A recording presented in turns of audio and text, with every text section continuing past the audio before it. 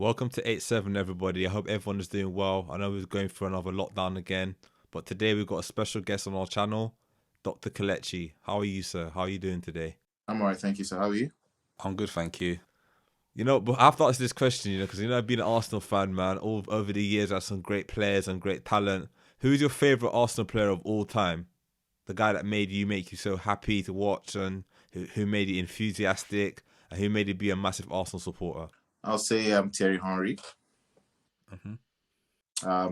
He helped us win a lot of trophies. For me, he's the best player to have ever graced the Premier League, and it was all action. I can't remember him ever having a bad game, and he did well on the pitch, and one of the best players I've ever seen as well. So yes, Thierry Henry. Yeah, man, Tyrion was my favourite player, man. I used to look up to him so much. He used to give me so much good memories at Arsenal. Him, Dennis Bergkamp, and Ian Wright were the players I looked up to the most. But another question I have to ask you, I'm a massive foodie fan. I love food. What food would you recommend us to eat going a night out? Nigerian, obviously. What would you recommend? Nigerian dish I recommend to someone. Um, it would have to be Nigerian jollof. I think is the best. Although I love so many Nigerian dishes, but I think jollof. That's what I think others can manage. Yeah, that's and rice is a universal dish. So yeah, jollof rice. Okay. What I'll have to ask you next is, tell us something about yourself that nobody doesn't know. I'm actually a popular loner. I like my me time. So yeah, it might look like I'm out there, all the social media stuff and TikTok and what do you call it, Snapchat. But most times, I can stay in the house for 1 week and I've not gone anywhere. I kind of show you what I want you to see. So yeah, I'm kind of popular loner. Yeah. Most people know you on AFTV. How did you end up starting on there?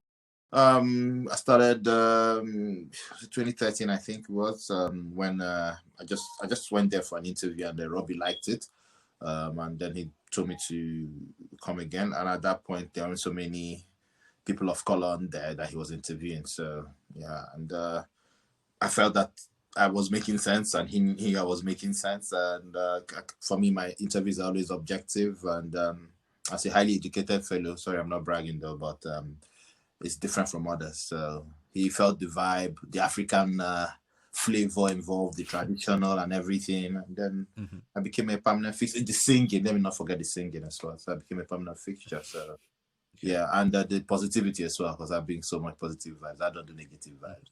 Some people do negative vibes, that's their business, but I just do positive vibes. So yes. Okay. What is your favorite moment of AFTV so far? Favorite moment? Of my interviews or me on it? It could be anything, anything like good interviews or go trips abroad with the Arsenal games, or anytime you had interaction with Robbie, or when you were singing, anything that you think you could remember that you had fun with. Probably I don't know. I mean, there'll be so many moments. I mean, anytime we win a trophy, I know my interviews are I'm happy, and anytime we win a game, favorite moment. Okay, when I said when I told Wenger to play three at the back and he did it the next game, so we lost to Crystal Palace, and I said play three at the back, and I ranted for the first time ever. And the next game, he switched to three at the back. People were saying that I was the one that cost it, but I don't think so. But if it is, then it is what it is. But that was my favorite moment, yeah, when he switched to back three. Yeah. During this time, sadly, one of the AFT regulars, Heavy D, passed away. What impact did it have on you? Obviously, you and him being good friends. How did it impact you? I was really sad, about it. Personally, and Heavy D, we got really along, and it came to me as a very rude shock. The last time I saw him, I think, was at a boxing fight in York Hall. Before the lockdown, the first lockdown, and it was really shocking to. RIP Heavy D. I paid my tributes to him. He was also Team Positive Vibes, with the whole Boominator boom, it's about positive energy. So we could really relate. I know that personally he did clash with some other fans on AFTV as well, but that's their business. But I saw him as a positive guy, a guy that I really liked. We got along very well. As a tribute to him, I published a series of videos that we had together, actually. And he's somebody that when he sees you, he tries to give you positive energy as well. And I really miss him, and may he's so rested. Rest in peace. As a person that's very active online, how do you deal with any negative comments or hate messages? I try to ignore some of them. I give positive vibes only, but sometimes I try to give back, to be honest, because that sometimes it might be too much, and I have to stand up for myself. You have to stand up to bullies. You can do the calmness, positive, but that comes to time you have to say no, enough of this nonsense. So. But I don't see why people do it. You see the whole racism thing going on. You see player abuse, people abusing you. I remember when Iwobi was in Arsenal, anytime he was being abused, I was abused in the same breath because I support my players and I was encouraging the young lads. So I try to, still do me. I don't care what you say about my singing, my African dressing, this one. I just try to do me. But sometimes if I feel necessary to give back, I'll give you back because same energy. You understand? Sometimes, so they will learn. But most times I'm team positive vibes. Everybody has to win. No envy. Just go with the flow. But yeah, the society we are in now is becoming somehow, and we need to do something about it. Social media companies, fans in general, we as humans, we just need to do things about it and just speak positively to each other. There's no need abusing people for just for clicks and trends and whatnot. So yeah, but I try to ignore some of them. Some of them I reply to, but it is what it is. Nobody can do me anything really. So yeah. Over the past couple of months, there's been an increase in racist comments and messages sent to footballers on social media. What are your thoughts on this? It's horrific. It's disgusting. Each time it looks like every week now I have to put something about racist abuse on a player to condemn it. Because I've been saying these things for a long time, even when it became this worse, because I've been a serial victim. And to be honest with you, when I was a victim, nobody really came to my aid. It was as if I was just ranting on my own. Night has gotten worse. Everybody has remembered, there are social media companies that need to take action. If we had joined The Voice to talk to ourselves a long time ago, maybe we wouldn't have been in this situation. But I was seen as, that guy that is this, everything is racism to you. Oh, no, but we understand these things, because I'm a serial victim. I've posted about it. All people talking now, even the people that I know, when I post about it, they didn't say anything. All of a sudden, it has happened to Willie and everybody has come outside. You understand? So, yeah, it's because it's the popular thing to join. We see all these things, you understand? But I've been against it for a long time, from ab initio, because I have a brother in Owambe that has been a serial victim as well, and I've supported him as well. So it's a bad situation. I think these people think that it's a joke. For them, they think it's banter or I'm just giving him stick. No, it is racism, and there needs to be a lot of education involved. Do you understand? We need to also talk to ourselves as fans. I believe that the racism is actually part of the general player abuse as well. So sometimes it looks like we are treating the immediate cause and not the remote cause. There's a remote cause. So for instance, let me say Bellerin might not play well, and then somebody passes a very harsh comment on him, that is not critical.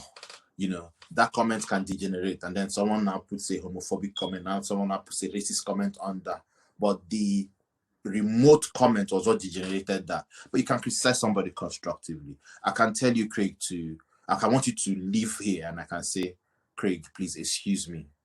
Oh, Craig, please leave here. I can tell you to Craig to get that or F off. Which one would you prefer?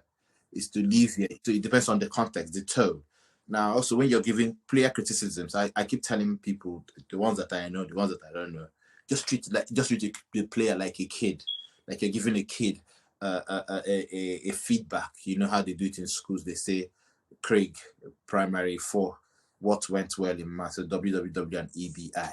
So they don't say, Craig, this went well, but you're still nonsense. You're this, you're this. No, they say even better if you try this way. The person will listen than if you go, get that on my club. All these things then leads to the degeneration of the abuse up to the level whereby it turns racist as well. So we need to get these things. We need to get these things that I think they are also following these things a bit from top to bottom, or from bottom to top. So if the fans and some fans are the ones giving these racist opinions, then let fans talk to fans, as well. You can take the players talking to fans, But there's a disconnect between fans and fans. So we need to educate ourselves and say, yo, brother, we are the same. You understand? There's no need for this. If you abuse that guy, you're abusing me as well. There's no need for you to come and hug me when we score a goal where you're abusing my a fellow person like me. So there are different avenues we can approach these things, and I hope that the FA and the Premier League will approach it so diligently and consult people like us that we know our stuff. We have been serial victims, and we have helped them. Try to educate people. I mean, me going in my traditional attire alone was part of the whole situation. Was part of telling people I'm proud of my culture, I'm proud of who I am, I'm proud of where I'm coming from and where I come from actually.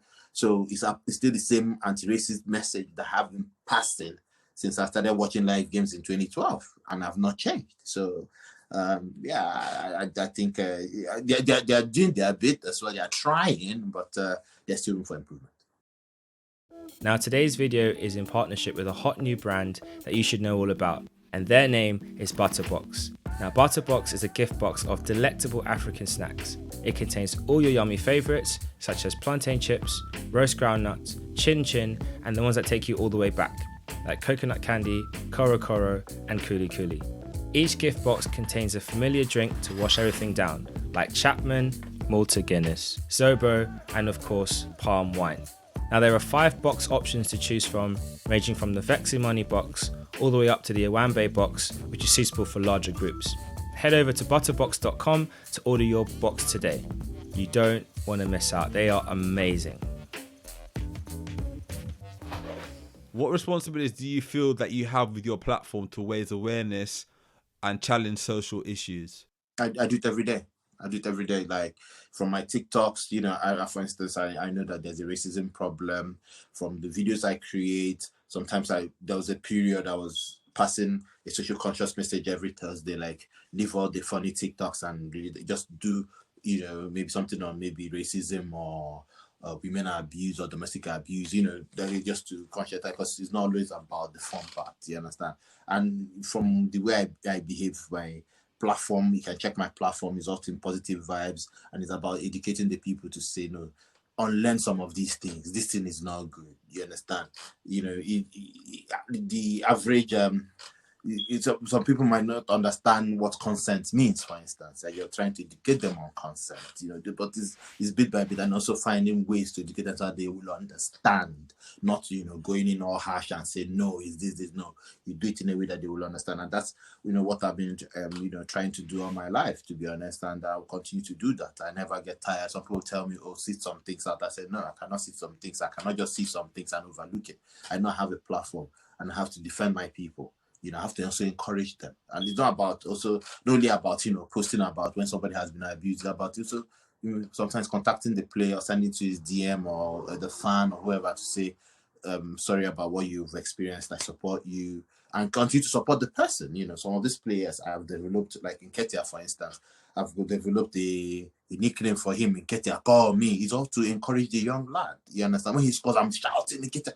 And, sometimes they'll message you, say, oh, thank you, I feel your support. That's what they need. I keep telling people football is skill and confidence. You can see a less skilled player and then he will be playing very well because of confidence. Leicester won the league ahead of Man City. Man City had a talented $1 billion squad or £1 billion squad. Leicester did not have that, but they had the confidence to win it. So football is about confidence. You cannot be abusing people and really abusing people and expect them to do well. Even if they are doing poorly, your job title is supporter. You are a supporter. You should be encouraging your club and your players. So I try to preach these things every day, but unfortunately, the negative voices actually trend more, and the negative vibes people are probably little, I don't know, but I'll continue doing my bit, and I've never changed, and I will never change. You fronted a campaign called "Give AIDS the Finger." What made you get involved? Of course, the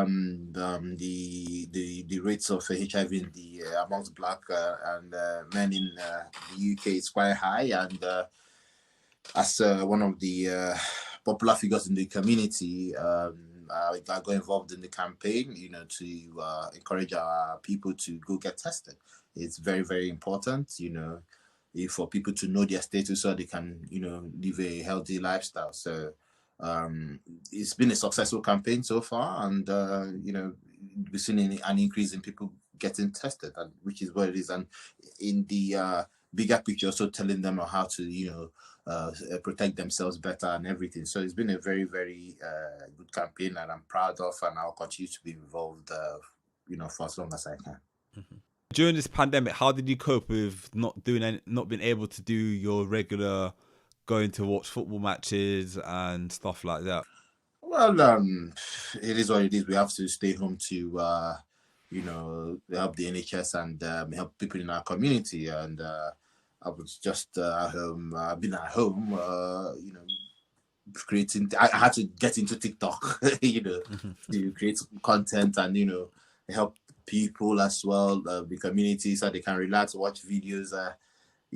Played my own part by staying at home. Did a few courses online as well to improve my knowledge. Yes, I know I have a PhD, but knowledge is you cannot learn everything every day. You have to keep learning every day. So I've been learning online and doing my videos, doing my football analysis as well.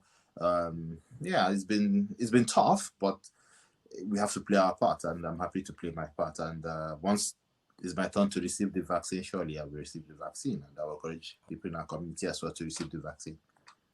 How do you feel about SARS, and what should be done to change it?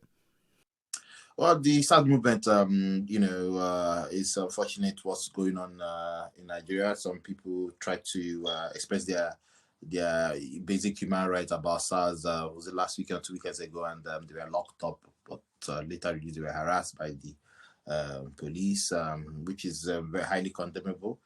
But the movement has had its impact.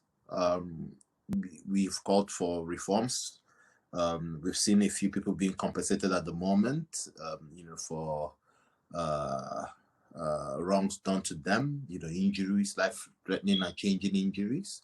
But there's a lot that hasn't been done and that needs to be done. The police reform is not only about, training or retraining the police, which for me has been a mediocre exercise.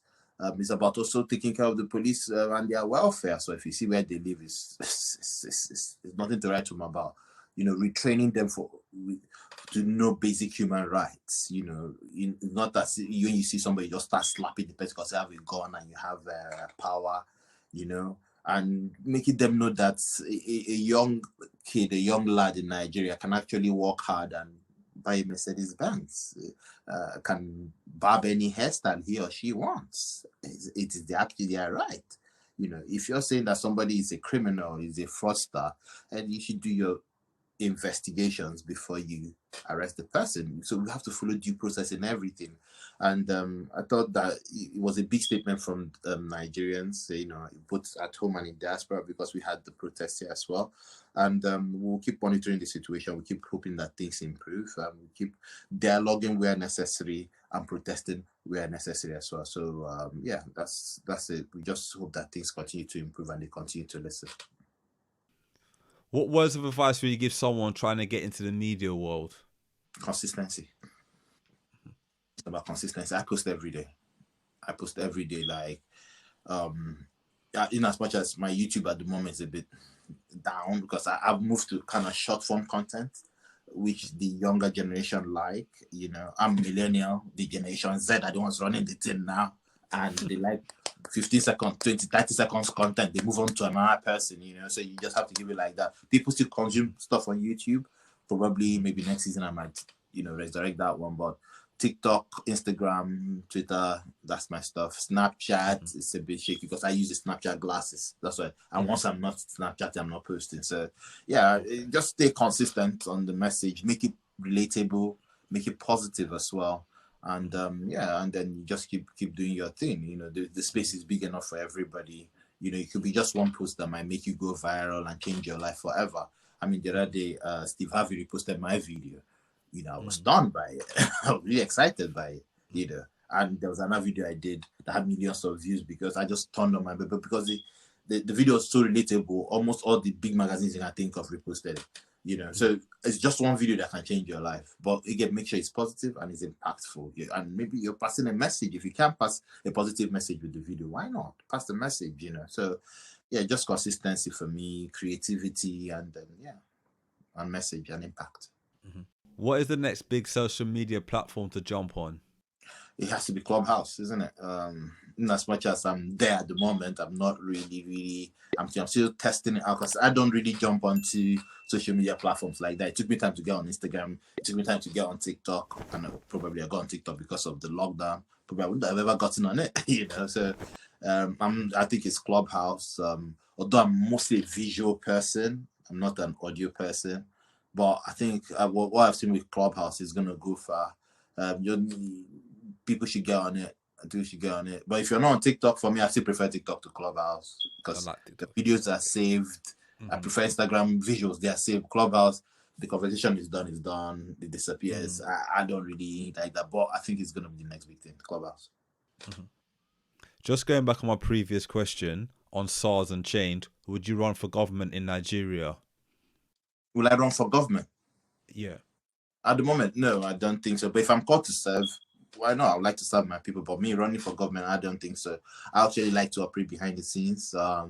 You know, because the way I've structured myself, I have some level of authenticity, and people of all walks of life, I engage very well.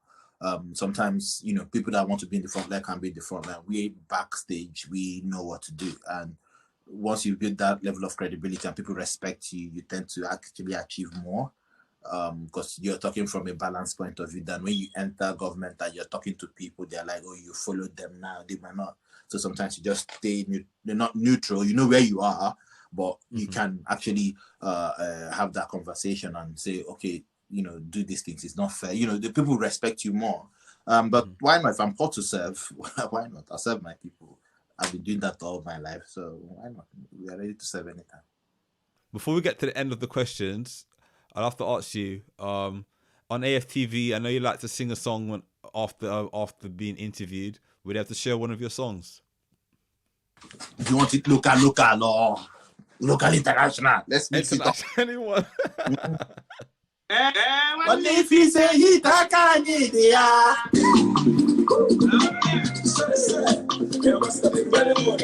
Master.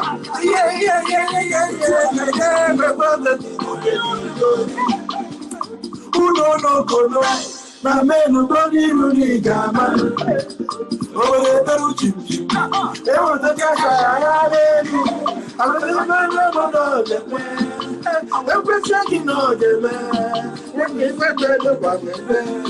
if you gonna do we see get level.